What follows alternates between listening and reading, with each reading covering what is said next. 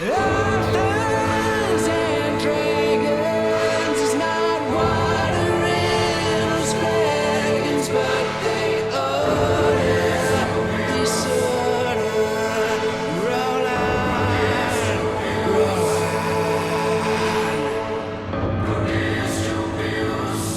on. Welcome back, A Deviants, Junior Adventures and Friends, to Quest for Competence. It's been a fun ride so far, and we're going to see where they happen to go today. But let's introduce our panel, beginning with the wonderful Ari Carr. Damn it, Judy Black! Why do you have to be named?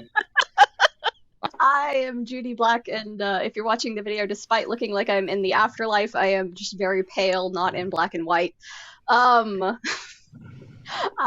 am a writer of mostly Dungeons and Dragons modules. Currently, the most recent one is Voodoo Children, which is a Bubba the Monster Hunter adaptation so that you two can fight the jockstrap priest and stop a horde of zombies in Chattanooga, Tennessee.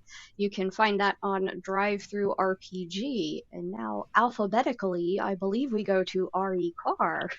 Well, hello. I am the one, the only, the R.E. Carr, author of urban fantasy, horror, comedy, and sometimes science fiction. And, you know, because I'm chasing the Denabucks, I am actually now working on a lit RPG. If it's a lit RPG that really has no combat and lots of baking and the plot of Blazing Saddles. When I'm not doing that, I am Hilda Swington, the plant-based druid who is a little miffed, but she won't say why. But I'm sure you can figure it out. Yes, hi, it's me, Teresa Glover, and in the game I play Trincairn Vinetangler, and in real life I'm just actually kind of a goblin. I do writing and stuff, one of them being the Caitlin Kelly Monster Hunter series with Falstaff Books. I'm also an editor with Falstaff Books, and the general con bitch. And if you're in the North Carolina area, you should come see us the Saturday after Thanksgiving, because we will be down at Get Some Games. Hey everyone, my name is Rick Gualtieri, and I play Moog Face Eater, the moogiest Moog who ever mooged your mom in the Moog. In real life, I write several things, including the Toma Bill series, Tales of the Crypto Hunter, and much more. If you want to see my latest, head on over to Royal Road and look up Time Chaser, which you can read for free. Or, even better, you can head on over to my Patreon, throw a few bucks in my coffer, and you can read ahead of all those cheapskates. How awesome is that?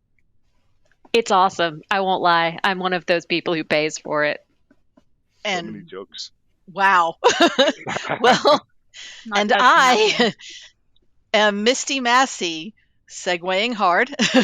I'm playing And Where Are You All Right? Are You All Right? And Where Crow, the smoothest of smooth criminals. In the daylight, I'm the author of the Mad Kestrel series of pirate fantasy adventures and an editor for a number of small presses. And I am MK Gibson. When I'm not pretending to be a dungeon master, I write such books as the Technomancer series, To Beat the Devil, the Shadowmaster series, to include Villain's Rule, and a few others. And I too am chasing the Dinnerbucks with level 1 sucks, and I'm not even close to being finished. So, when last we left off, this wonderful ragtag group of, let's say, friends, air quote, have decided to screw each other over by jumping into a bunch of circles, making giant versions of themselves and beating each other up, forcing even Gigi to cast 2 whole spells. Gasp, gasp, gasp. The plant-based druid even actually saved a human begrudgingly, but she did it. So, but Who they knows? are Maybe depleted. I'm saving a meal for later.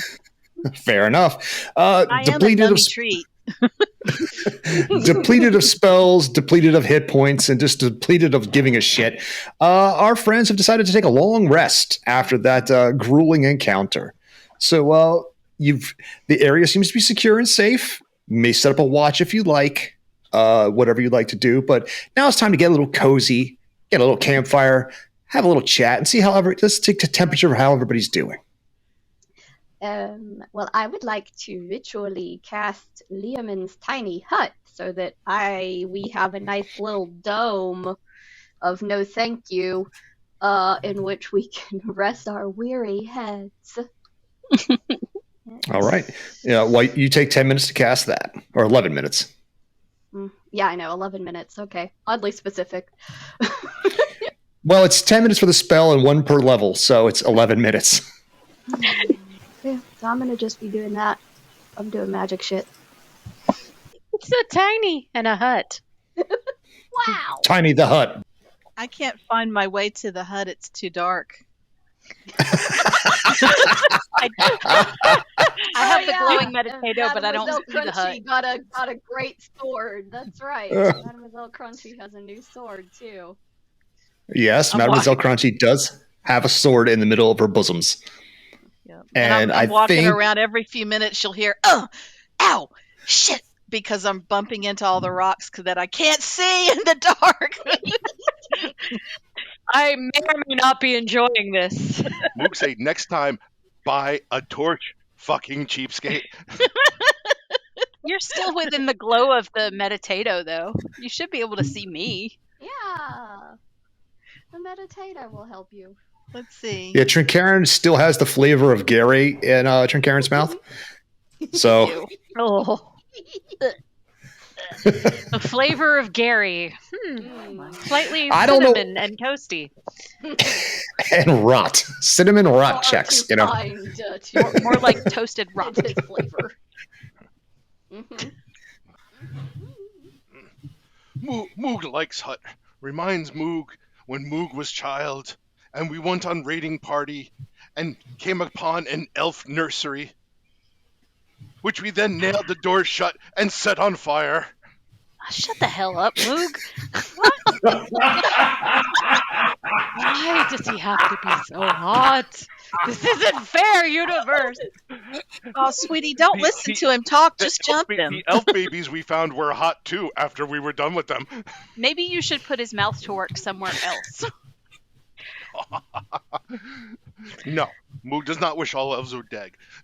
Moog would like to keep a few elves alive so that Moog can prolong the torture. That's fair.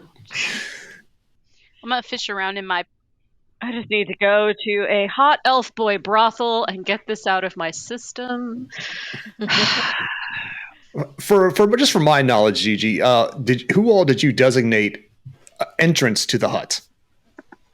Everybody that I can see currently.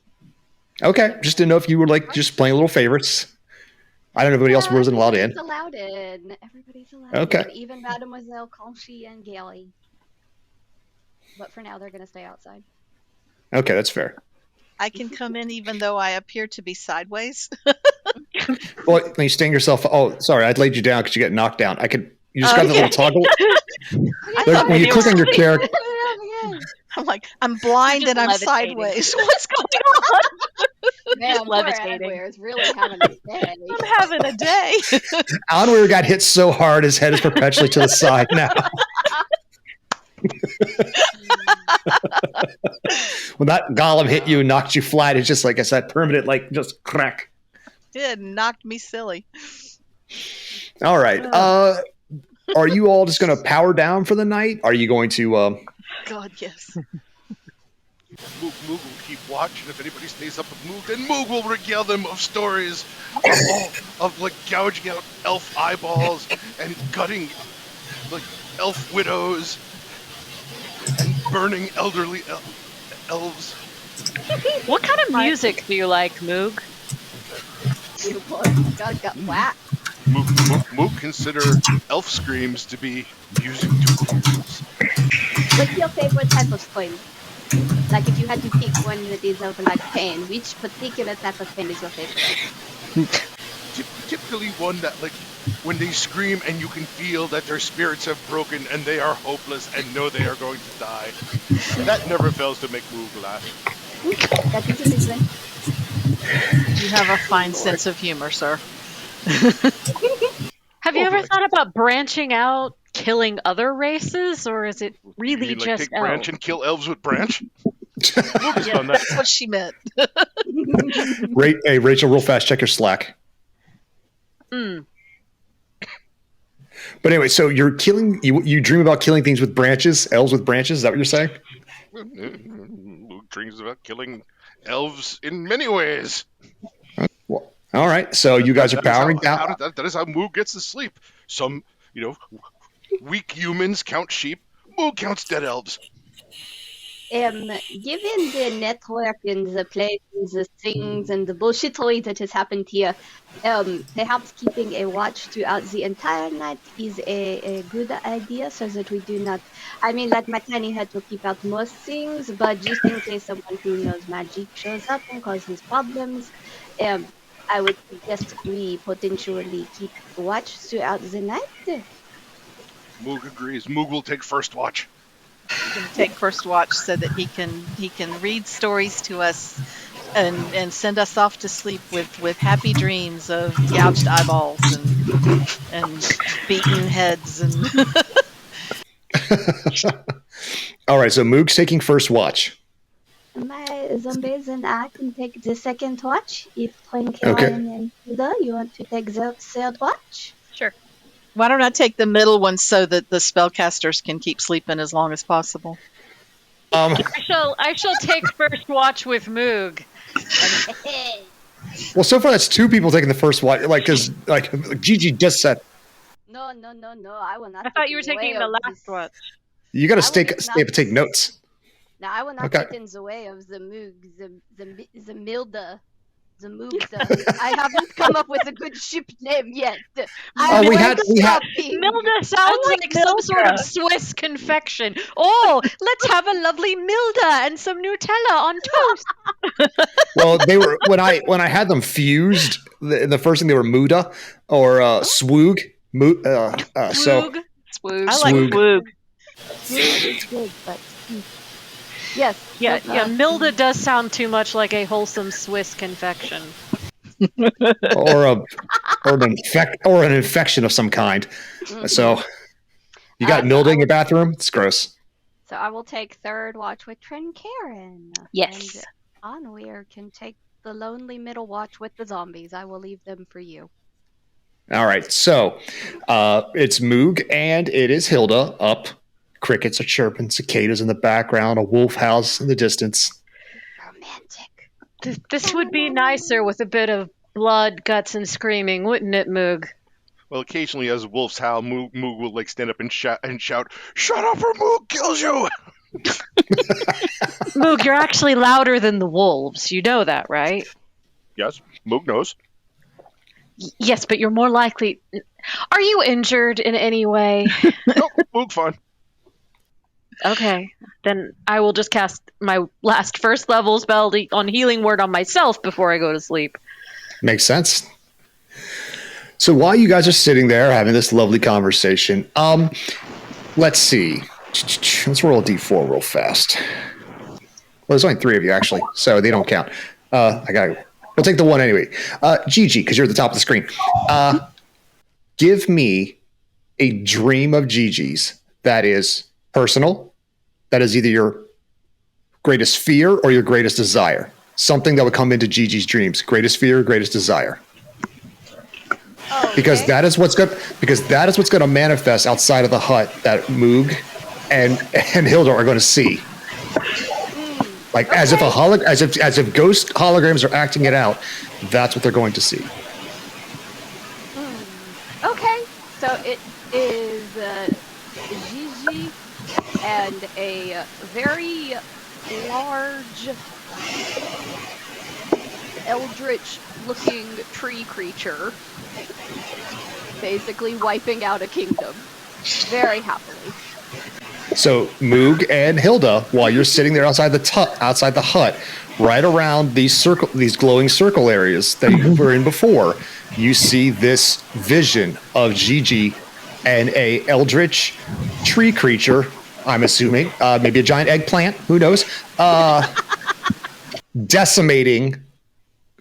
What'd you say? A village, a kingdom, crying orphans and all.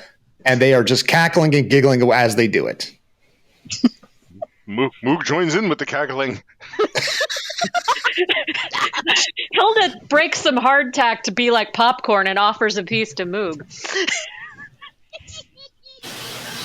Either we're hallucinating or Gigi has some, I don't know, some mighty projecting necromancer dreams. What kind of tree beast is it? Judy, what kind of tree beast is it? I don't know that it would be anything. Well, Hilda is a druid, so Yes. Of course I'm interested in the trees. Screw the destruction. Although that's nice too. She's not the Lorax, but she does speak for the trees. Yes. And destroying all those who come at them. Believe me, if I talked to the Lorax, we would have wasted Whoville by now. that's a totally different movie and one that I would love to see. It's the Same. Wunsler and his family. Hilda saves a tree and destroys a civilization. Hilda kills the Who's. Yes, Hilda kills the Who's. 1 dead, 2 dead, 3 dead, red dead. It is definitely not a tree native or anywhere near this area. It has 2 legs, 2 arms, but sort of rotten bark skin. Talk about the leaves, baby. I want to hear all about the leaves. There are no leaves. No full bush. No full bush. No this full is this is a bush. this is a shorn. Okay, Shaven tree. someone got the Like, weed is whacker it out. obvious Okay, that this is some Got sort of trees. phantasm here? Or does it look very, very real? Like, just... It's logs.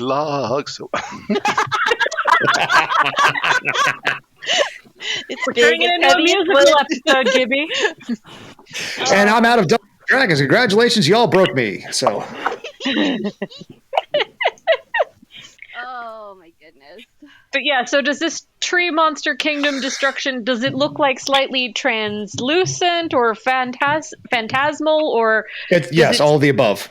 Okay, so it's obvious we're watching some sort of projection. Yeah, I think like the old timey ways where they would put images on that smoke screen kind of look. So it's like the moonlight mist comes in and you're seeing these images play out, and that kind of like that blue Jedi Sith hologram kind of thing. So Roger. you're seeing it. It's very clear what it is, but you look back over your shoulders and there's a tendril of light going from the mist into the hut. You can make all these assumptions, but it's connected to somebody. Well, but then the vision starts to blur. Gigi out there, I don't think it's a huge stretch. But then the vision someone starts else is dreaming. Then the vision starts to blur, and Anwar's crows, either greatest fear or greatest desire, starts to play out for you two. What do they see? Human orgy. I'm gonna throw up. Yeah, I'm sorry, but that was my first thought. Anwar has been away from town way too long, so he dreams that he's walking along a city street, like you do, and suddenly over to the right, he sees this fabulous building with lights shining and women and really good-looking men, too, hanging out the windows going, come inside, come inside. And so he does. Come inside. So it's the Beetlejuice, like girls, like, yeah, baby. Yeah. No, girls, boys. Anwar is not particular. He likes sure. So. Hey, all holes filled. I'm tracking. All right. And so he goes up the steps and I'm here, and they say, oh, we've been waiting for you, and then all the clothes come off. Bow Chicka Wow Wow. Oh, there's so much Bow Chicka Wow Wow. Yep. I'm not sure I'm old enough to be having this nightmare or this dream. All right, Hilda, give me a Constitution saving throw from throwing up from seeing all this. Thank you. Yep, Appreciate it. Welcome. Moog, you can either like furiously fap it or just not care. I don't care. Whatever your business happens to be. A 10, that's even. It's your call. Hilda gets a 10.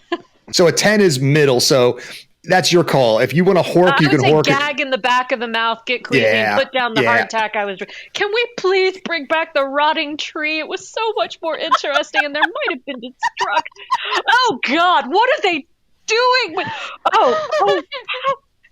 How? Moog did not know so many human dicks could fit in one mouth. I think Diving Hilda would on kind the of hot turn dogs. her head to the side and go, "How is that even physically possible?" Oh, How many looks sweetie, does you it have takes- to work up What's to the this goat level. for? Oh God, what is the goat for? Oh no! No, Oh, no, we don't talk oh. about the goat. We don't talk about the goat. I might fail that Constitution saving Moog throw. say this interesting use of healing potion. That's not a healing potion, honey. Was the only and thing now with a we- squared oh. bottom. And now we all understand why and where was sideways. Why is he upside down? Why are there two goats? Bring back And as that image fades out, tell me what you know who's next, Trinkarin. Greatest fear or greatest desire? Oh, for Trinkarin, What do your her, friends see? her greatest fear would be losing both Or her greatest up desire? and both her up and her downline, and also running out of all her essential oils. Because I mean, I God fucking knew it. that. Horror. and Scary. her greatest dream would be to rank up in all of her opportunities and just be sitting back on a pile of gold like a dragon while her income streams passively shower her with cash. Moog bored. Moog look at Yeah. Rock instead. Hilda just takes this opportunity to check all of her potions and herbs and do anything to stay awake. One of your Trinkarin potions is very missing. Simple. I'm just saying. One of my potions is missing. Yes. One of your healing potions is missing. I'm asleep. Hey, Moog. What? That human thief didn't go around me while I was unconscious, did he? Might have. Moog, give me a Pay deception. attention to humans, so Moog just assumed that they steal everything. Give me a deception check, Moog. A 4. It's a 4. It's like, so the bulge of your potion is sticking out of his like vest there as he's saying this to you, just letting you know. Moog like drinking it down like Moog not know. That potion looks awfully familiar. Wait, this was yours? Moog thought this was Gatorade. Moog, is that my potion? Moog not see name on it. Was it on my body while I was trying desperately not to leave this mortal coil? Technically, when you're dead, your possessions become free to whoever take. But I'm not dead. We'll consider that to be minor setback. So could I have my potion back, please? Okay, Moog say okay. Moog give it back because eventually you die and Moog just take it back anyway. Fine. When I die, Well, you 'cause may have my potion. Moog has seen you fight, and well, Moog is not betting Orc, but if Moog was, Moog would bet heavily on your death, as well as the deaths of others. Who Moog healed fully your expects ass? Moog fully expects to be only survivor of party. Yeah, but who healed your ass? Moog's ass is fine. Because it was healed! As this argument goes on, sleepiness overtakes us. And where rolls time over for and a second moans in wash? an uncomfortable way. All right, so the first watch comes to an end. So with Hilda and Moog retiring into the hut, I believe it is Onweir doing the middle shift Yes. And the zombies. and the zombies. Oh, yeah, thank. Mademoiselle Crunchy with her sword, with your sword. I was sticking just out going to of her bring that up. butt. Just sitting outside because I was going to ask him, but like that last I knew it was left off in Mademoiselle Crunchies. All right, so Trinkarin, you get up, you step outside of the hut, you take a seat, and give me a perception check because it is dark unless you have a torch. Well, one, can you see? I'd give her do the you- potato before she goes out. Okay, then I will Thank put a you. light source out here just for the sake of like having it outside. All right. So, give me a perception check once you're outside. Okay. Can I roll for the zombies too? Because I think it would be funny. Yes. They're so helpful. Well, the perception is just to see if she notices. I rolled a 10. Yeah, well, it's not hard. It's not hard to miss the sword sticking out of the chest. So your rapier is sitting in Madame Crunchy's chest. Then I will go over to Madame Crunchy and say, "Excuse me, Madame, but may I remove that for you? I'm sure it will be more comfortable if it's not in you, sticking out of you all the time." Does she say anything? I'm going to take that as a yes and yank it out. I'm not in control of these zombies, so Judy, how do they react? I mean, they are still technically under my control even while asleep, and they've been directed to be docile to my party, so they would not attack. Okay. All right. So, Anwi, you're Clean sitting it off. outside. You've got your rapier. Yeah, it stinks bad. Yeah. Like it's been left for like a couple of hours inside of a rotting person. So you better get some WD-40 or something. Yeah, I'll sit down and start cleaning my sword, anything to keep myself awake in these small hours of the night. Fantastic. Let's start with Moog. So while you're cleaning it, get Moog, greatest fear or greatest desire? Well, Moog's greatest fear, what will appear is essentially kind of like almost like a Leave It to Beaver scene in which Moog is married to a beautiful elf woman with these lovely elf children, like who are well behaved and doing elf things. And yes, this is the sort of thing that would make Moog scream. All right, so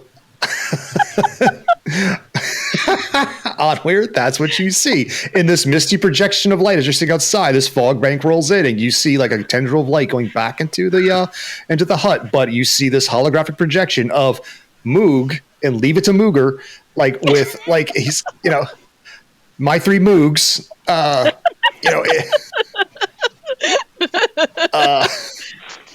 and he's got like kisses the kid, got a little briefcase. The little Mooglings are very well behaved, and somewhere deep inside the hut, you hear, roar, like Kill Moog now!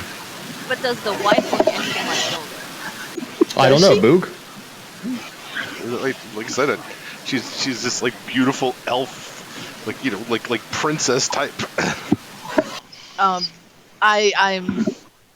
I'm fascinated. I see the light extending into the hut. Yep. Okay. I'm just for fun. I'm gonna poke my head in the hut. Does the light go all the way to Moog? 100%, right to his head. Right to his head. That's interesting. And I'll turn around and watch the show some more. Okay, cool. Judy, what'd you give last time? Your greatest desire? Now give me the opposite. You're muted. I see your lips moving, but That was there you go. wrong. Yes, ma'am. So it is a human woman with reddish hair who is impaled with several swords and is currently on top of a burning pyre, burning to death. Oh my. And you see this tendril go back inside the hut. And I look just to see whose that is, since it's not entirely clear. And the tendril has moved over, and now it is on Gigi. Oh, poor Gigi. This is terrible. I should probably wake her up, so she doesn't have to dream that. I say, as I continue cleaning my sword and watching the show. Not giving a shit. And so so now it is Drink Karen. How far are we up or down the line now? What do we see? What does Onweir see? See, I'm getting your names right this time. It takes practice.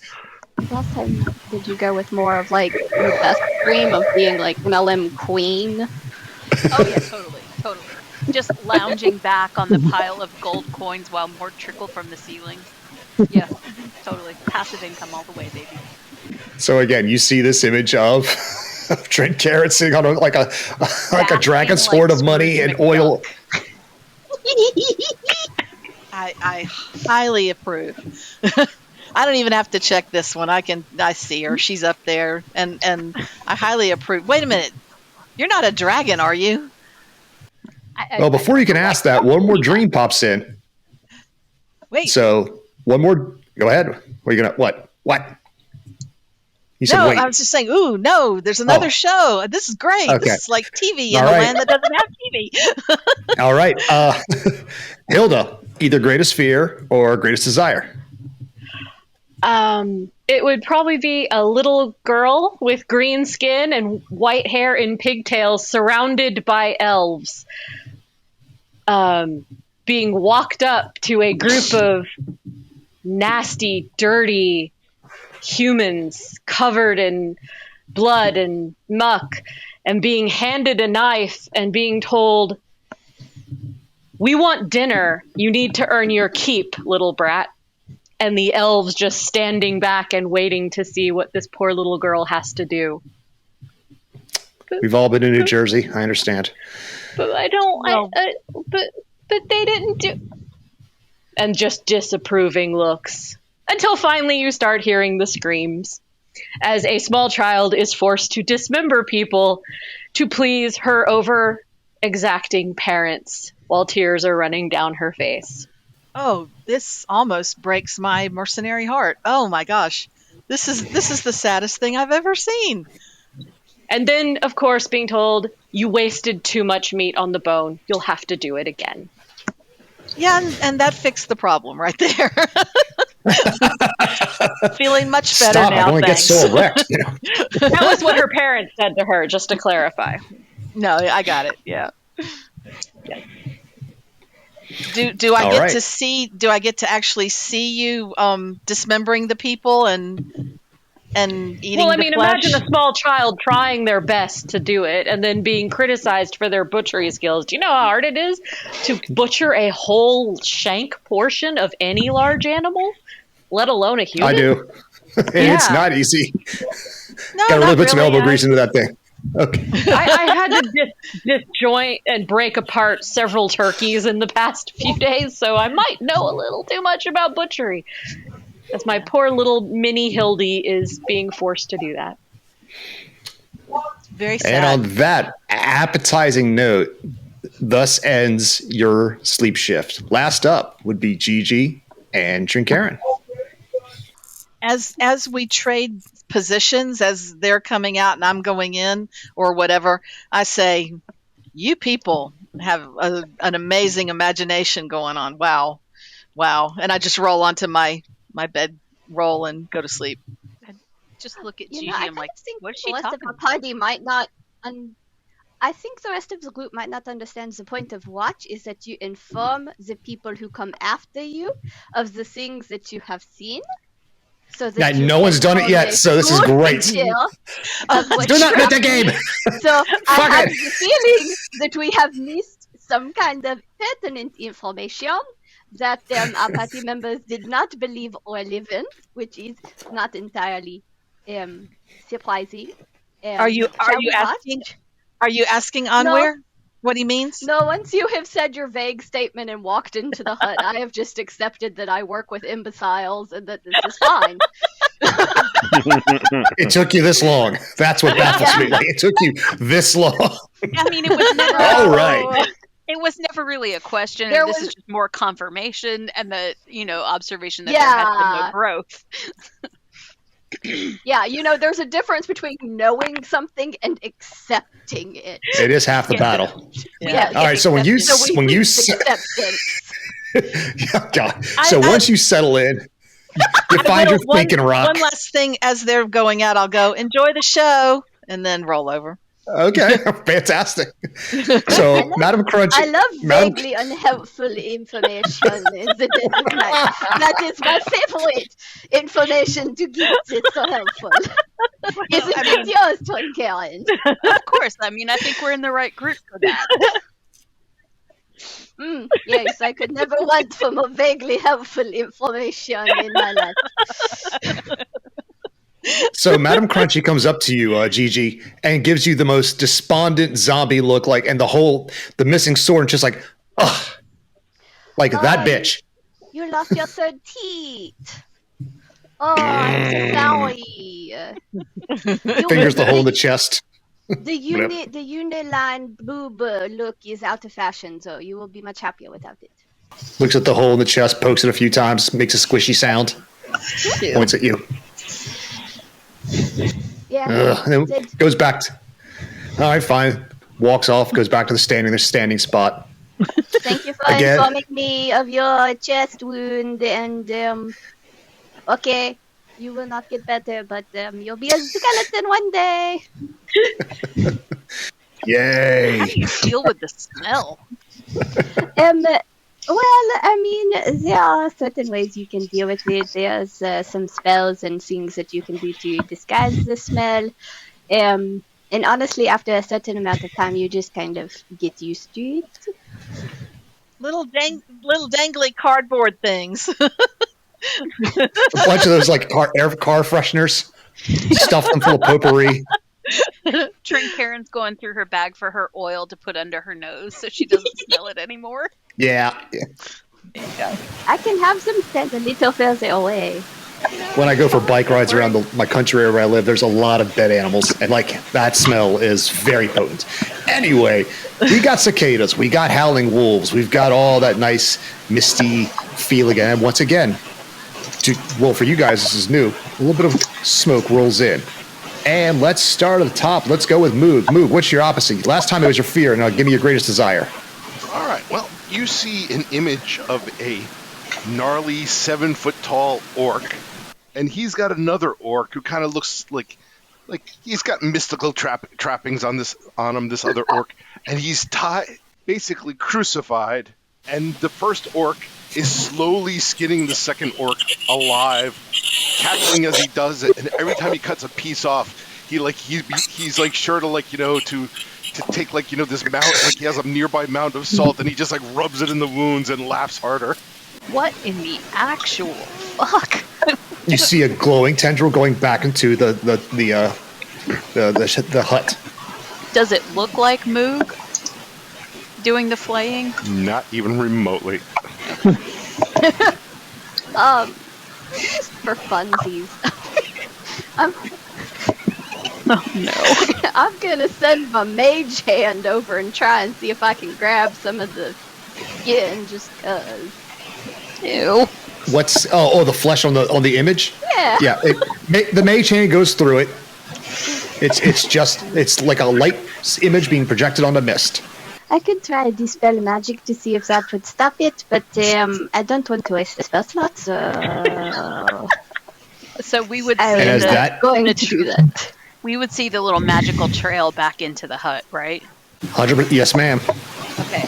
So since I have Gigi out there too, I'm gonna follow that trail, see that it connects to Moog, and just kick him. Okay. Moog, you have been kicked. Have I woken up? That's up to you, baby. If you want to wake up to a kick, that's on you. Well, I mean, if I wake up to a kick, I'm probably going to kill whoever kicked me. How hard did you kick Moog? I mean, did you just? I mean, Karen is not very large, so probably didn't wake him up. It's a halfling kicked you with his furry with a furry foot. So A bunny But ran Mo- into you. now that being said, It might feel like a mosquito bite. Yeah, probably in response, outside, Gigi just sees this orc torturer just starts sawing harder. now that being said, Oh, whatever I'm you not did, trying it to- worked. I'm not trying to say make this one way or the other, but Moog is also an adventurer who is a barbarian who gets up to fight. So how about this? Let's say you just kick Trinkarin really hard and launch them out of the like you just donkey kick and boof, You just send punt that a halfling. Yeah, halfling. You punt the halfling. Oh, Give me an athletics Moog, roll. having a good dream. Leave Moog alone. Give me an athletics roll. Let's see how far you punt Trinkarin. 22. Like Goofy going off a cliff. Woo-hoo-hoo-hoo-hoo. Burst through the roof of the hut. There, pew! Gigi, you sit there and watch. Oh my! You just this. Like Roger Rabbit action going on. Yeah. Poof. And Trinkarin hits with a pile of dirt, like an Acme cartoon. I see what the underwear meant about this show. Speaking of Onweir, now Yes. give me your next dream. The last one was your desire. I'm assuming it was like your horny your house of horniness. So go the opposite route. If that's your desire, what's Onweir's greatest fear?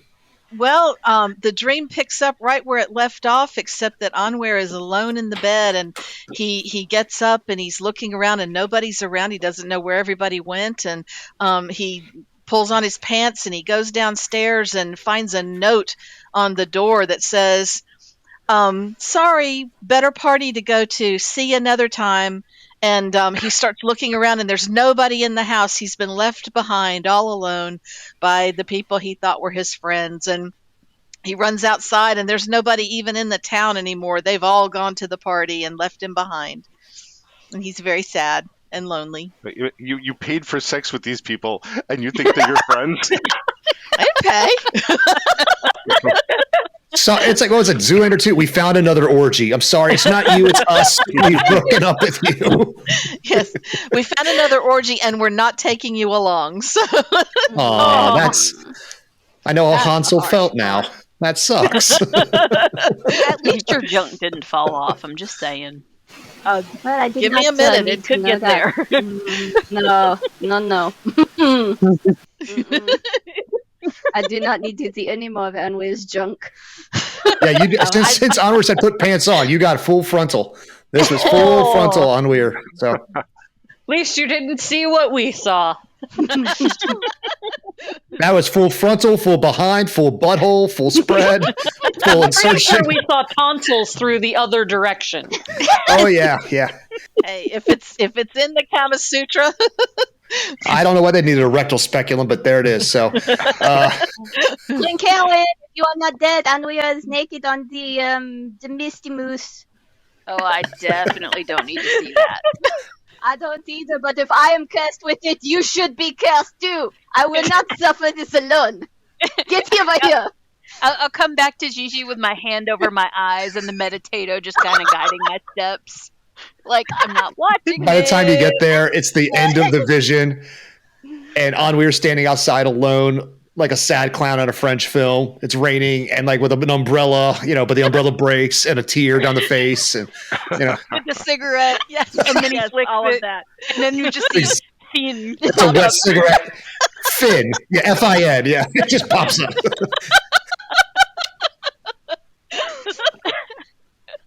And then as that sad rain dissolve happens, a new image pops in.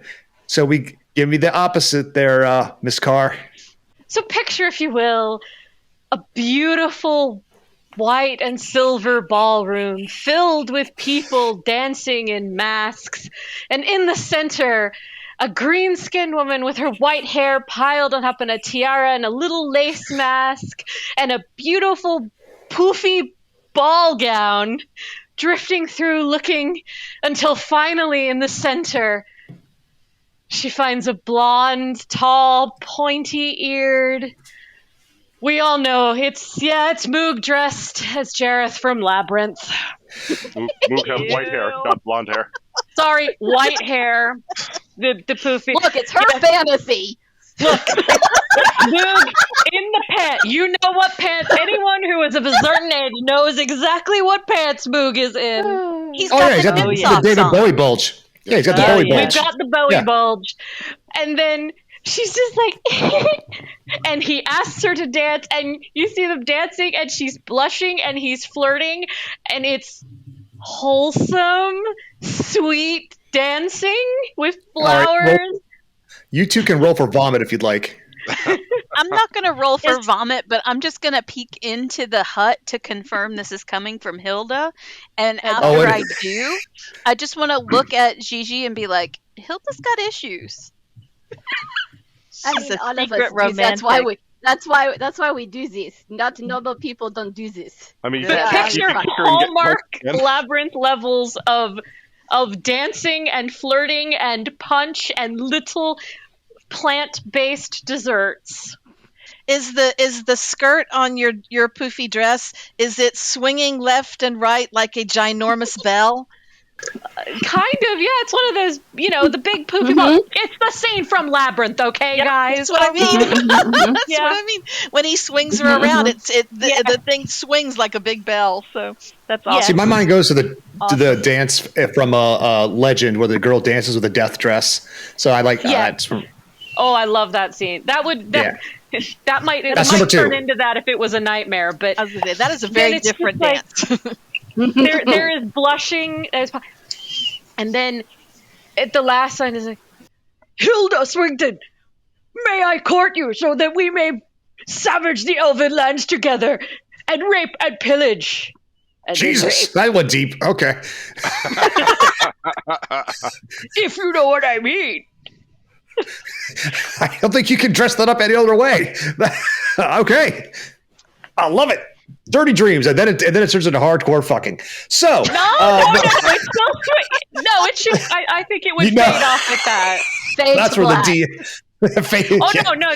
This is Hallmark Labyrinth. Hilda it's fade to slap. Fade to fap in this case. Fade to fap. There it is. All right. Well, at the end of that shift, your long rest is over, and the cock crows that morning. Wait, and which the cock crowed. No, it doesn't. Hey, it's we quite don't all tired. get what we want. Yes, the cock crowed several times last night.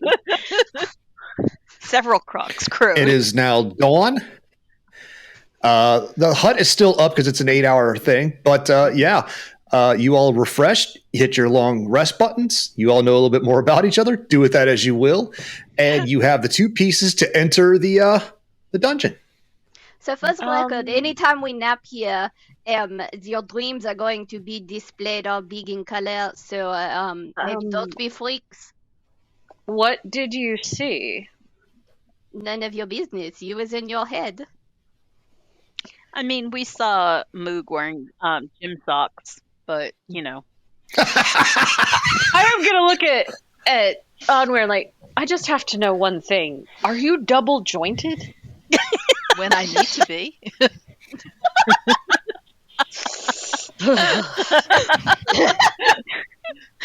And you, my dear, wear a ball gown surprisingly well. What? You weren't awake for that one. Oh, that's right. Okay, no, sorry, never mind. I forgot. But you take it back. You slaughter humans very well. That's what you saw. Yeah, I'm not gonna say that. Okay. I don't need to be giving the woman ideas. For All real. Okay, right. so let's do this magical bullshittery so we can get out of here before I see anything else from anybody else's head. yeah, I don't want to see any more y'all's wangs. What did you see? All right, put things in. Did you see Moog's wine? We saw his gym socks. We saw his Billy Budge. I saw his gym socks. his happy home life. It was charming What? and a little unnerving. Wait, What no, was his I'm going happy to go with home life? a lot unnerving. Oh, he was married and had children, and it was all wonderful. He did? What you talking about? As I see Hilda get all like tense and start to question what's going on, I'm gonna shove the meditato at her and be like, "Here, hold this." Moog wished to know who Moog was married and. I'd like to know who Moog was married to. I am leaving this Out conversation. of curiosity. I did not recognize the person he was married to, but I mean, do we I really was need also to talk about married, your Moog? fantasies? I want to know if you're married, Moog. I am left this conversation. I don't know where I am going. I can move on, but this is too good. Hang on. I want to see where this goes. Moog not married. Moog once had orc girlfriend that Moog was fond of, but eventually ended up getting annoying. So Moog broke up with her by way of drowning. I've that's the got way to to go do it. find me one of those orgies, just not full of humans. I'm just leaving this shit. Or goats. Anywho, so you go Moog down does it. not like clingy chicks. Moog is a hit it and quit it kind of orc. So. Hit it hard, break its neck, hit it again. Oh, Onweir? Yes. Who was Moog married to? I didn't recognize her. It was not someone I've ever seen before. What did she look like? And I lean over close to Hilda and kind of put my hand up and go, but she was an elf. It was a dream, love. It was a dream. It was probably you, but he dreamed about elf women? Is that what you're telling me? He was dreaming Oh, about you definitely hear this, Moog. So, If Moog hears this, Moog will be very angry. no, Moog hears this. Like at that volume, no, there's no way you didn't. So, Oh, there was no volume control on the Hildy. What's stupid human talking about? I'm just The only elf women that Moog dreams of are elf women with Moog's footprint in their dead face. Oh, really? Is that what you call a happy marriage, huh? I see. Big old hypocrite. Why would Moog marry Elf when Moog could kill Elf? That much more satisfying. And Onweir is like, out of this conversation. I have caused a problem, and now I am leaving. stir the pot and walk away. Moog will just point out that calling Orc an elf lover is greatest insult that one can do. I merely communicated what I saw. Are you saying that orcs who love elves are deviants? Yes. Do you think they're Horrible deviants. disgusting? Quick, somebody point at Gigi. So you fucked a tree guy, right? So Wait, no. We are finishing this right here, right now, okay? So are you honestly saying the orcs who like elves are deviant, are wrong, that they should be punished? Stroke your meditator, please. You're driving me crazy Moog already. 100% saying that. Mighty Andrak, if you were to go before him in death, would spit upon you and kick you out of the eternal cauldron of eternal suffering. You are a big, fat hypocrite, and you're an elf, and I'm done with you. I'm gonna go find myself some other hot boy to dream about. Moog, not elf. Look in a mirror, pointy boy. oh no. Oh, yeah. Moog is Orc, trapped in elf body. One day, Moog will cut his way out of this body, and then Moog's revenge will begin. You're Until then, going. Moog stuck being ugly. You're not ugly. You said to look in mirror. Moog, look in mirror. Look, the disgusting elf. You're hot. Moog looks at Moog, and Moog wants to, cut his own face off. Look at these hot 8-pack hairless abs. Look at this lead. Please. Look at these. You see tusks? No tusks.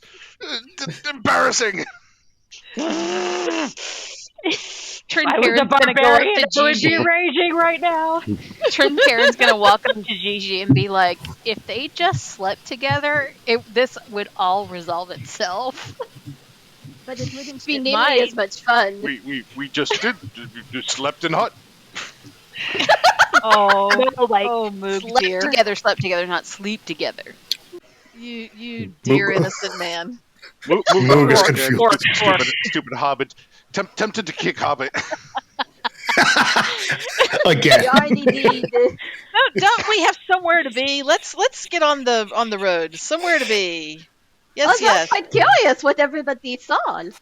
By the way, evil sorcerer woman, Moog felt bad for you seeing that husband is vegetable. That is okay. He is very meaty with cats. I was about to say, I like the tree. I mean, that's pretty hardcore. I have new respect for you. When you trim the bushes back, the log looks huge. So congratulations. Amber wants to know more about this dream that Gigi had. How do you not get splinters is really all I wanted to know. Well, there is a lot of Dick splinters, the number one cause of death. Yeah, And there is a lot of magic that can fix And lubricant. some problems. I want to know if well-oiled, Trinkaren is perhaps related to dragonkind. Sorcerer woman, obviously vegetarian, like half-face orc. Oh no. I am not vegetarian. You just like wood? It has its uses. Clearly.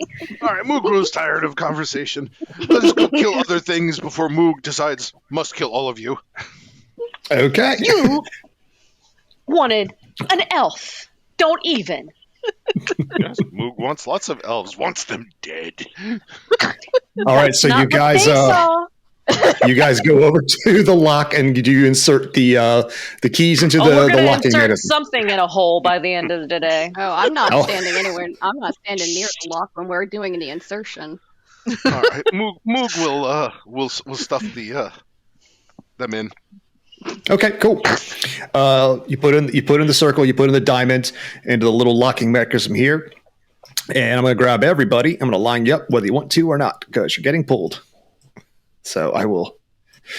So give me a vertical stance where everybody wants to be, top to bottom. I'll be behind Moog. No, vertical, straight up and down. Give me a line. Okay. Starting where? Just here. We'll start with whoever wants to start it first. Okay, Moog, pick a spot where you want to be. Are you good? Are you happy? Yep. Okay. Everybody line themselves up off of Moog and Hilda. This will determine many things.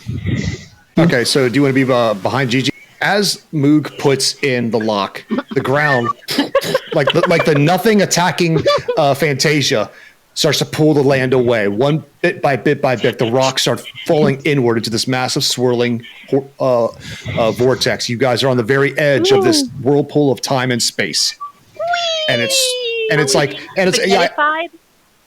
sort of. It's more like, Willy Wonka's back there singing his little song there about never know where we're gonna go. Yeah. It's da da da da da. Are there Oompa Loompas? No, there are not. Okay. Unfortunately. Oh, thank God. I'm gonna say, I know that's a joke, but does Judy count? I'm sorry. No. She's got orange. Actually, hang on. Secret. Why is it not coming up? God damn it, Archer. It says tests of skill and cunning. Unfortunately, it will not come up for some damn reason. Are you saying we need to be cunning linguists? I used to be one. No, my first job in the military was a military linguist, and they all called us cunning linguists. So there it is. Bam. Hey. Yay! Paradise. For the totally original test of skill and cunning. I love Well, getting to shit. use my movie trailer voice. Fun. Like, do these words just superimpose themselves over reality?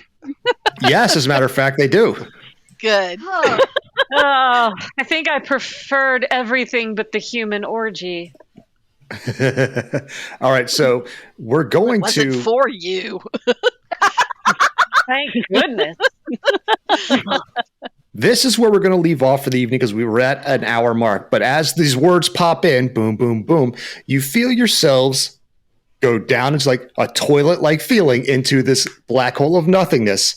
But as it happens, you feel yourselves being pulled apart. And We're being spaghettified. well, no, I mean like separated from your group. So the people to your left and the people to your left and the people to your right and all around you. When you come to in the next game, you will be totally alone. gasp. Totally alone. All right. I don't Well, Moog is ready to start masturbating furiously. Oh, wait, test of cunning. Reading comprehension is not a skill everyone possesses, Moog. Never change. Let's Self start. loving And that is hypocrite. where we will leave on this cliffhanger for this episode. So, does anybody have any questions from the game or from the audience? I have lots of questions. Mm-hmm. Here's the thing, and I'm just going to say this. My intent was to get to this part faster, but once the dream thing started happening, I felt like one of those MTV reality show producers. No.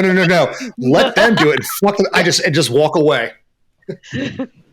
And that worked out so well for me. It made me so happy. Thank you all so much. Yeah, that was fun. That was fun. If anyone mentions a ball gown, I thought Moog was going to start swinging. I seriously thought I was going to roll initiative. Elf-loving hypocrite.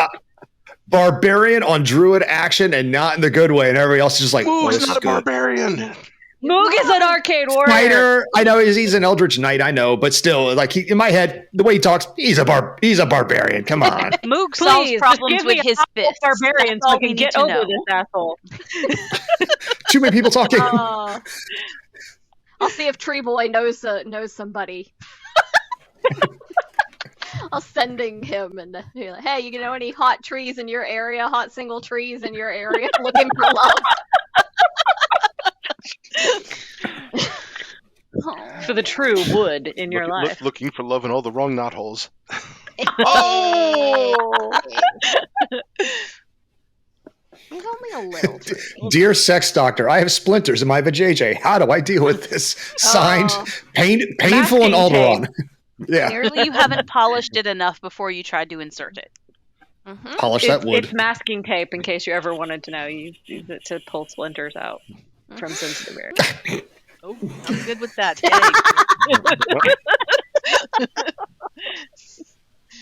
I love how no one even asked. If there's ever any don't problems, wanna know. Miracle Grow is a lot cheaper than Viagra. So, do we have any actual questions from the? I'm going to say, do we have any questions from the audience? Hey, Yes, actually, we do. and we Once love them. Misty recovers herself. All right. Wait, Our Rick gets friend- to go first. Oh, yeah, that's true. So I have time. friend- Talk about polishing the furniture. Our friend Kyle the Capybara asks, I think a fair amount of you work from home because where else are you going to write? I mean, technically anywhere, but look at that. Starbucks, everybody can see me. Families. How do you create a homework situation so you have better home/work separation so you have a better chance of being productive with the writing? Ha! I am an antisocial, no partner, no kid lady. Yeah. So I'm my only enemy, and I'm the worst enemy that I could possibly have. I have like a little nook that is my office, and usually I put on headphones. And if I super want to focus on something, I try and light a candle because the extra having an extra scent or just extra sensory thing kind of helps me focus a little bit more on where I am and what I am doing. So that's my short answer is headphones plus some sort of like scent, whether it's lotion, essential oil. Trincairn would be so happy, or a candle of some sort. But again, I have no kids. I have no partner. I don't leave my house very often. I'm a introverted soloist. So I have two cats. Yeah. Do I applaud? I don't know what to do in this moment. Yes, you applaud cats. You always applaud cats. She's living the dream. Leave her alone. She's fine. Yeah. Okay. I was to say, I think my biggest distractions during the day are the dogs because, like, especially my dog Axel. If he wants to go outside, he will let you know and will not let you rest. I mean, the kids are at school most of the day. My wife's out working, so pretty much between I'd say about 8:30 a.m. and maybe like 2 p.m. I have the place to myself. So it's really just like I said, the dogs, and they want to go out maybe once or twice during that time. But when they are here, I gotta say one thing about having autistic children is they're not really the most loving, affectionate. They mostly want to go and come home from school and be like, okay, we're gonna go to our computers and don't bother us. So, Yeah. Really, it's never been too much of a problem. I'm at a sort of a when similar my son boat. was little, I just wrote when he was asleep, but then when he got a little older and had his own computer, it was like, yeah, I'm on a computer. Bye, Mom. So, yeah. Yeah, I'm in a similar situation. I mean, I do work from home, and this is what I do, but I have a passive income from my military retirement and stuff. So I take my son to school in the morning because he goes to a school that's like 30 miles away. So I drive him there in the morning, and I drive home, and that helps just clear my head and refocus, listen to music or podcasts. And then I sit down and write roughly from 9:30 till they get home around 4:30. But I take little breaks where it's like I'll do a little workout or I'll clean the house because I'm the house dad. So I prep the meals for that day. I clean the house. Laundry and dishes and all that shit. But I sit down and work, but I usually work. I'm up in my office now, but I don't work in my office during the day because I've got 2 dogs and 3 cats, and they all want attention. So I work down in my kitchen kitchen table where I work, so I can like pet the dogs. Just they know where I'm at. And then when the family comes home, my wife's a teacher, so as soon as she comes home, she goes right back to work, grading, for the next couple of hours.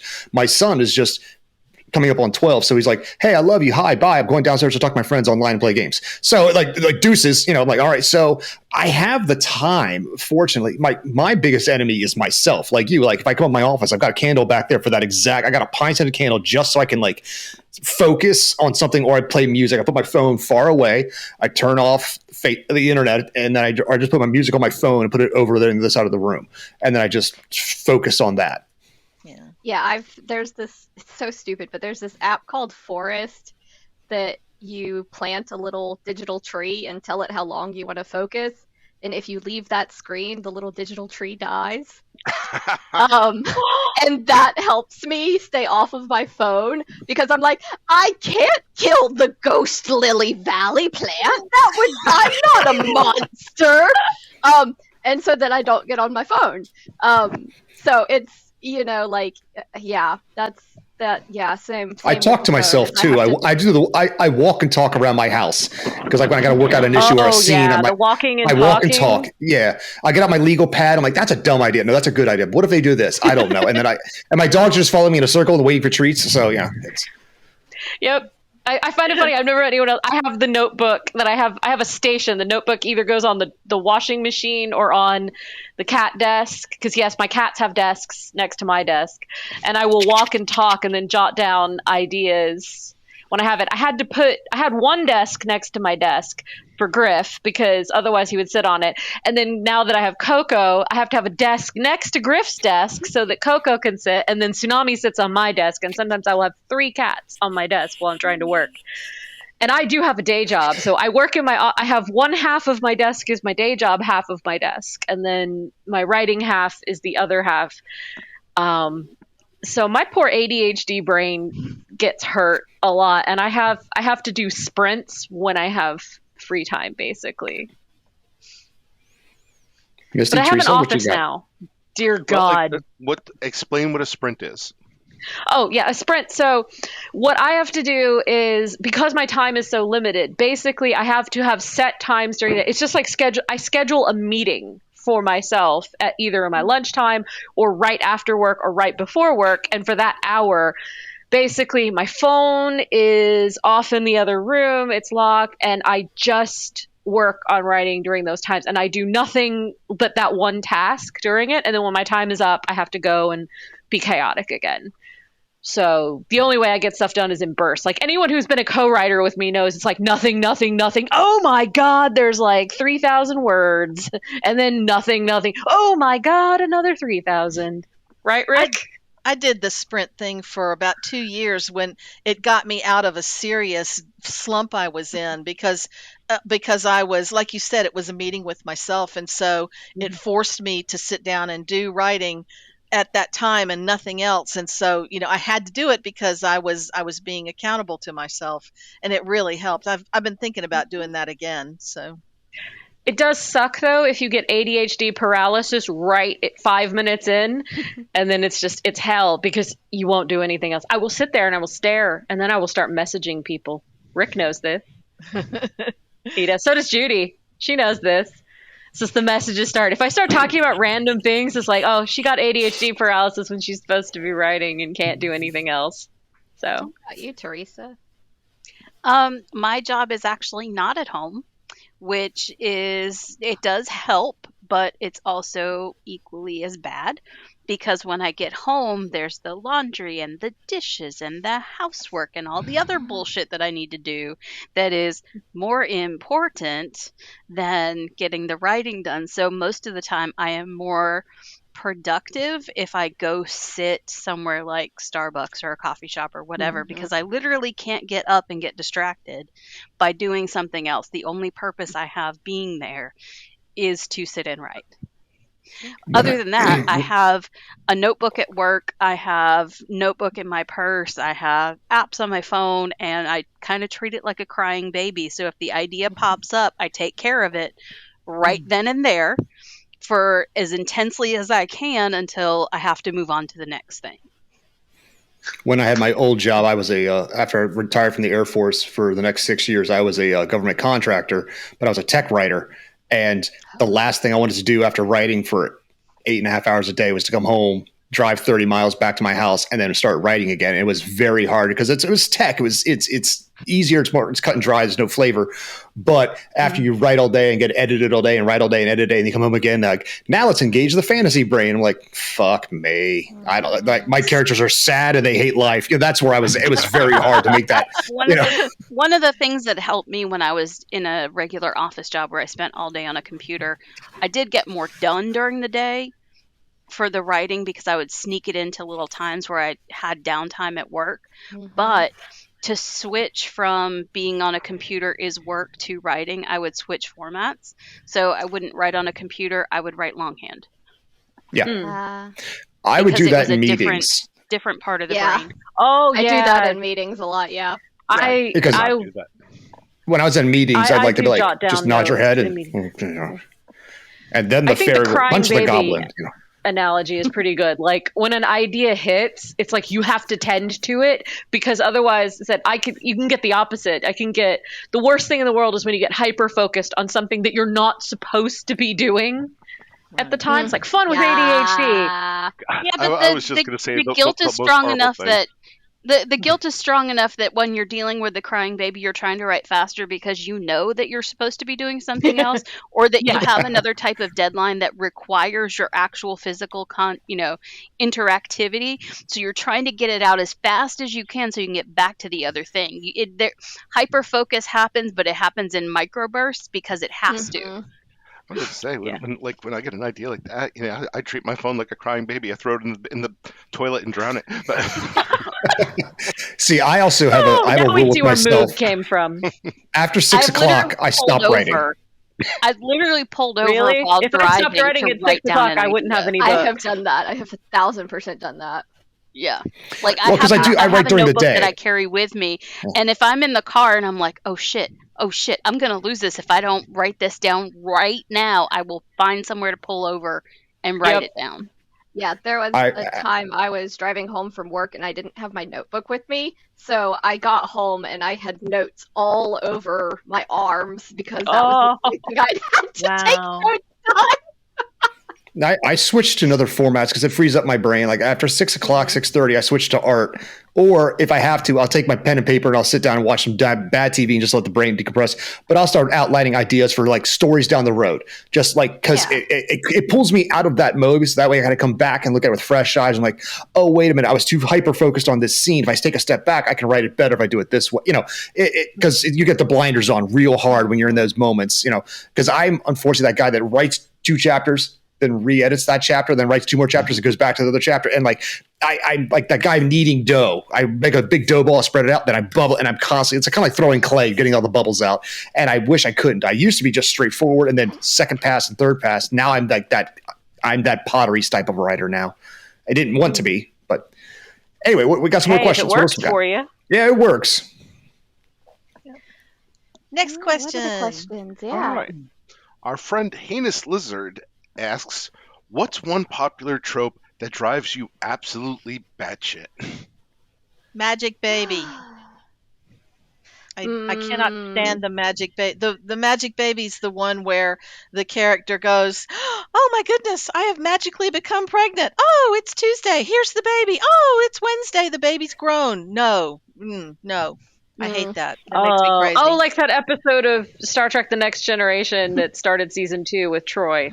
Honestly, that episode of damn near everything. It is done so much. They did it in like Angel. They did it a whole bunch of times. Yep, Angel, Star Trek, 4400. I mean, yeah, and it makes me crazy because I'm not really a sciencey person, but I am a sciencey person, and I know enough to go, wait, how is this baby growing this fast? How did the mother not get completely used up as fuel to grow this baby in one day? How is this happening? How is this not happening? How is that not happening? And it makes me It's funny you nuts. say that, and I'm the same way about Wolverine. Like, where is he drawing the calories from to heal that fast? He should be about the size of like one of those paleo vegan guys who does marathons. He should be a twig. He should be a twig. He should have no mass on his body because he's using all his calories to heal.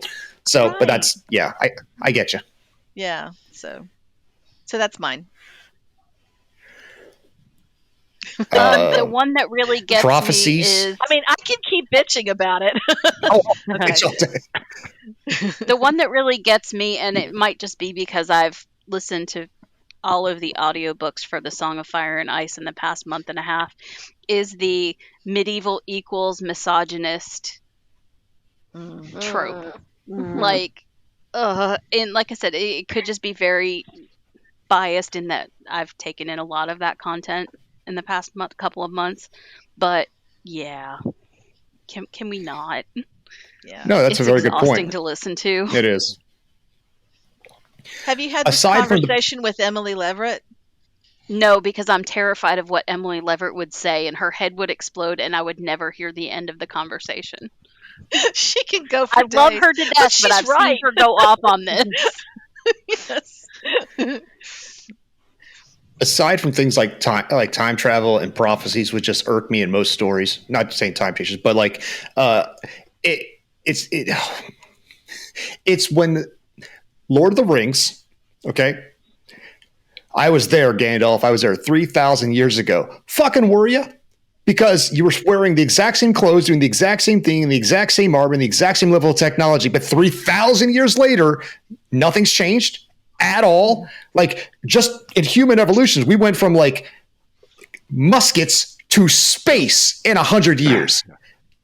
And this baffles me, and I hate it. It's a trope in fantasy. Like, I get there certain times, like, oh no, if you look back, it was actually had flying cars, and we had a great discombobulation that ruined it. But it happens all the time in a lot of fantasy series. We jump 5,000 years, but like nothing has changed because there's no evolution. Now, unless the elves are retarding this ability, and I'm using the word properly, to like keep everybody down because they're long lived, I can accept that. But then make that part of your story where they are intentionally keeping humanity and dwarves and all the other things from growing. I want to see these crusty ass old dwarves like back in my day, 3,000 years ago. You know, We had to dig these things with hand pickaxes. None of these steam-powered gnomish jackhammer crap. Exactly. Goddamned volcano to forge one fucking ring. Exactly. We had to go uphill both ways to Mount Doom to throw the rig in. Barefoot. None of these flying birds. Eagles, we crap. didn't have flying See eagles. somebody- We had dodos. Flying dodos. And we liked them. Somebody throw that back at him. So I was there 3,000 years ago when the strength of man failed. Then what the fuck did you do about it? You just stood there and watched, you piece of shit. Why didn't you push him? You should have just pushed him. Like, he's right there. Push him. He's a dick anyway. One They go, yeet. You know, One- sorry, he listen. fell. One evil cat would have just gone, nope, just done. All right, so it's one trope I hate, and for like it was like for years, literally every like CW superhero show would fall back on this every goddamn week. Is the whole, hey, I got the drop on the bad guy. You know, oh look, like my like, you know, my friend, child, wife, whatever the fuck, is in grabbing distance of them, and they've grabbed them and said, oh, throw down your weapon. And you do. And it's like, it's like nails on a fucking chalkboard. That's why I'm so grateful for that scene in 48 Hours where, like, you know, the bad guy's holding Eddie Murphy and Nick Nolte just shoots him in the face anyway. Yeah. It's just like that's how I feel about that. And it, Or Speed, shoot the hostage. Yeah, so many places, like, you know, like the uber good characters who can't kill and can't do this and can't, are just dumb, and it just is nails on a chalkboard to me. Yeah. I think mine, I don't know if it's a trope so much as just lazy writing, is when you have like an anti-hero or a hero who has to make a difficult choice. I call it the Dexter problem. He has Dexter doesn't kill anyone but killers, but Dokes has him dead to rights, and he has him in the cage. And I'm like, okay, he's gonna have to decide: is he gonna kill an innocent man and break his code and be caught, or is he gonna let him go and get caught? That kind of thing. And fucking his girlfriend at the time comes in and kills him, and it takes that whole big dramatic choice away. So I really hate it when there's I get it occasionally, especially in humor, you might be able to do it for fun, but I just hate it when there's a big moral decision and it's just cheaty-weedy, hand-waved away from the protagonist of the story. And Dexter's probably the most egregious one I can think of doing that. That's a good one. That's really good. Yeah. I have another if no one wants to go. Yeah, I'm trying to think, and so I mean, we could go on love triangles and a yeah. whole bunch of other stuff, but I write love triangles just because I hate them so much I have to do them. It's like an abusive relationship with trope writing. Yeah, I definitely would say probably along the same lines of Teresa, when people have a fantasy type of world and still choose to bring in misogynistic or racist-y type of things. That's definitely obnoxious, but all I can think about in that vein is a tweet I saw earlier today that was just fantasy writers really out here building a society around their kinks. And now that's all I can think about with every fantasy book. Guilty. Another one that's really gotten to me also because, I've heard a lot of it in the Song of Fire and Ice, but also in other series is the fat phobia bullshit.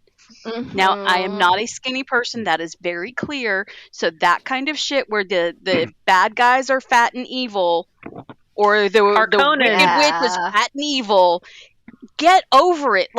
Make up something that's actually credible. This is boring as fuck. Mm-hmm. And it lacks imagination. Yes.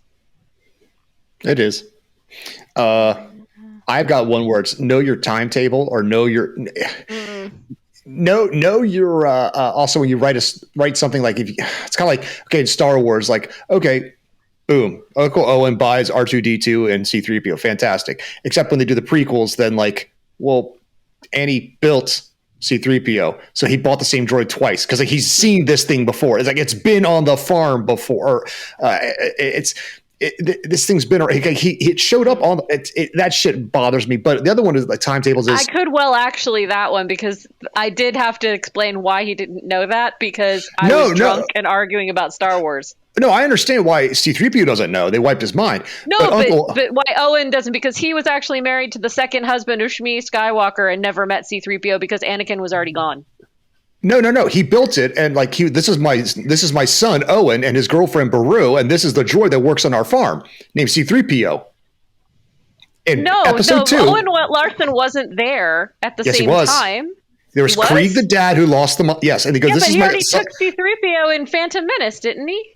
No, C-3PO was in I think was it.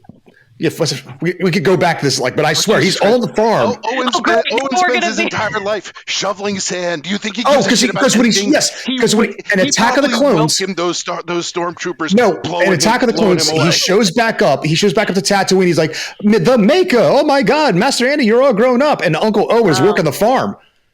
Because he goes and finds his mom was dead by the Tusken Raiders. The other thing that bothers me about timetables, maybe I blocked it out for my own logic, internal. But the logic. other one that's timetables is take something like because not Ice and Fire, not George Martin, the other one, Wheel of Time. That entire story takes 2 years.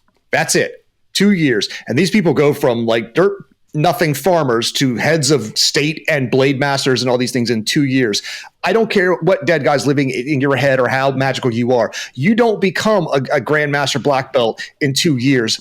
I don't care what you do.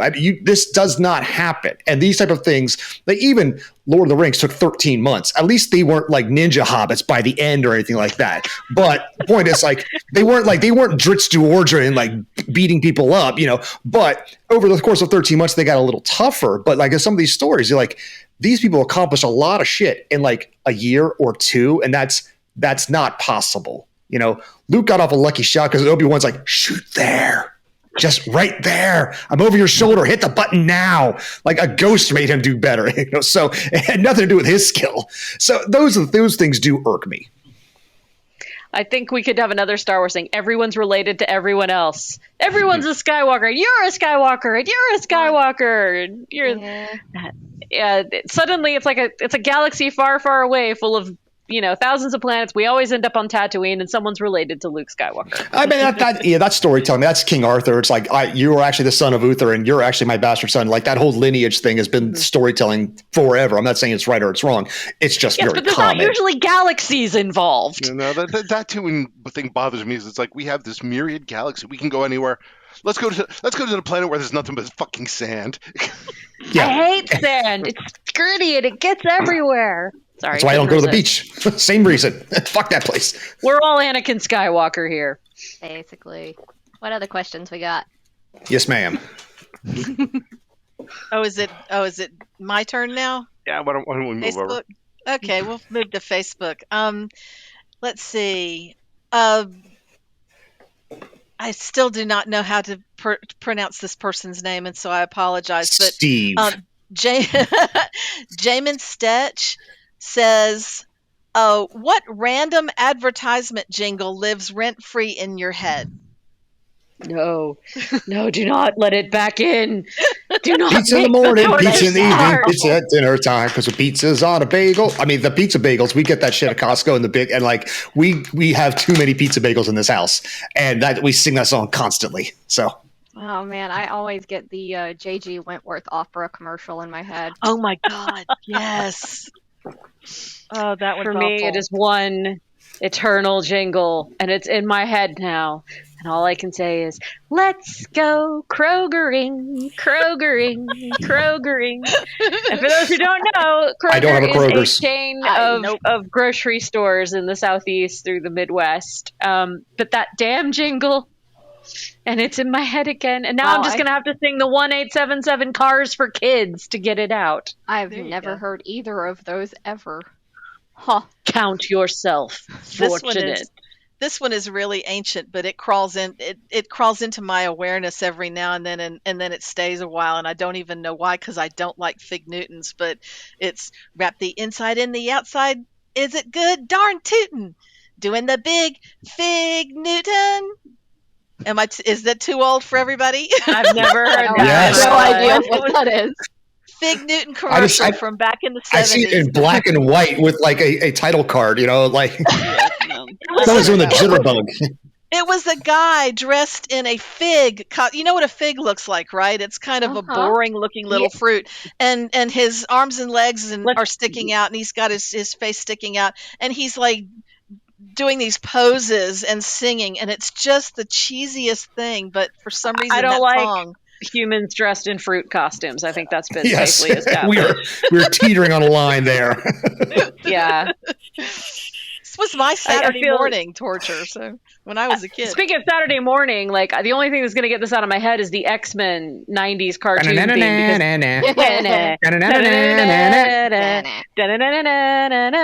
So we can all agree that Gambit sucks, right? He's like the worst X-Men. What? Yes. What? Okay, fantastic. Oh, he was he was made in a lab just to like be edgy. And, like he's got the Highlander coat on and gloves that don't matter. Raging Cajun, okay. Oh, he is the worst. One episode of the one issue of the X-Men. They're on the X-Jet. There's a hole that gets like blown aside. Rogue is holding on by her hand, and she's like, "Save me, Remy!" And I remember, like a bunch of people online were like, "You can fucking fly." Yeah, she can fly. Okay, that I never said, but I do actually love Gambit and Rogue, and I have the Mr. and if you haven't read Mr. and Mrs. X, the Kelly, I think it's Kelly Armstrong's series. Oh my God, it's so good. I went as Gambit one year for Halloween. And I don't need that in my life. I showed up to this Halloween party, and I was the only person in fucking costume. And I'm standing there with this Gambit costume, and I got the head thing, the trench coat, and I have this wig on with the poofy hair, and I'm the only person wearing a costume. And I'm just like, God damn all of you. Oh, that's not cool at all. Yeah. You got Elwoods. I don't get like commercial jingles and stuff. It's more like either Yeah, me shows neither. or like movie stuff. Mostly, I find myself getting the Spider-Man theme in my head, like, and just making up words as like as it goes. Spider-Man, Spider-Man does whatever a spider can. That's I pretty don't good. really get Yeah. jingles stuck in my head. I get either songs or just random words. Like I'll wake up with just a random word rattling around in my head, and it just keeps coming at me over and over, whether I know what it means or not. The one that Yeah. stuck around the longest was vituperation. Don't know why. Don't know where it came from, That's but it was pretty stuck good. in my head like an earworm. Ugh. I'll get a That's line pretty or random. two of poetry in much the same way. Just a line or two from a poem all of a sudden stuck in my head, and I'll just hear it over and over and over, and like an earworm song, but I've poetry. had scenes that I haven't written yet. I've had those play on repeat in my head, and I'll be like trying to do other things. Like, nope, the scene keeps coming. Like, but I'm not there yet. Too bad. Can I write the scene to get to it? No, you can't do that, Rachel. No. You can't possibly do that. No, we're just gonna keep interrupting you washing the dishes with the scene that's like 3 chapters down the line. You want to Are sleep? there any other questions? Sure. We'll go with another one from Jamin again. If you were a common household object, what would you be? I would Say be it the again? keys because I never know. I would be the keys because I never know where the hell I am. I'll be a chamois cloth because I'll be soft and useful. So Coffee maker, because that's kind of it's what I do. I'm obviously the toilet because like the world keeps giving me a lot of shit. Aw. Aw. I just want to be a Roomba. That just seems like fun. Like just doodling along, sucking up crap, but everyone thinks I'm cute and the cats surround me. I think that would be fun. there I was mean, I a kind of am TikTok a video Roomba when I try to yesterday. clean. There was a I kinda am TikTok a video Roomba. yesterday of a Roomba getting free of the house, and it's like doodly doodly doo down the walkway to the driveway. Yeah, I saw that on TikTok. Yay! No, I it has am no the natural rogue Roomba. predators. Yeah, it has no natural predators, so it's just like I'll take over everything I know. I would be a fancy notebook that never gets written in, but you bought with the best of intentions. oh. That's pretty awesome. We I all have have art those. pads the ones like that are that too I good like. to write in. I have art Yeah, pads like this is I've- too nice looking for my stupid doodles. Like I can't do this. Like I Yeah, gotta make it a I'm good looking- piece of art. I'm looking over towards my stack of notebooks. Yeah, I tried to reach for one just now, but it's too far behind my monitor. Oh, but this is I the one I literally have use for one Gigi. notebook and I don't know where it is. My I have Gigi this one. notebook This is my- is this. Yeah, Yeah. I love it. definitely Kicking not ass my and crimes. taking notes Yeah. is my Oh, notebook. that's Like, cute. Everything I do is digital. If I take notes, it's on my phone.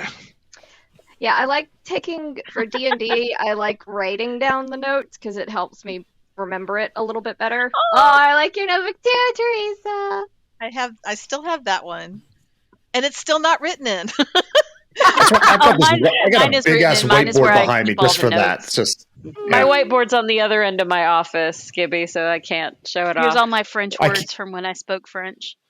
Oh yes, Almost done. that was a good time. No, the dog is telling Rick he is done. Yeah, So Yes. Yes. yeah, I got Falco over here growling and barking at me because he wants to go outside. Oh, listen up, time to damn let it! I want the to go take a dog shit. All So right. Well, yeah, we're done. We gotta Yeah. stop then. We're done. We're done. all right, Yeah, everybody. Dinner's getting barked at. Thank you all very much for tuning in, and we'll see you all in a couple of weeks. Bye, everybody. Bye.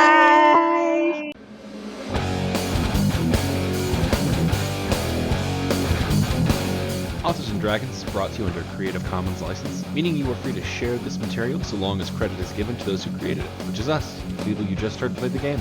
Opening and closing themes performed by the Gore Core 4. Authors and dragons. Authors and dragons.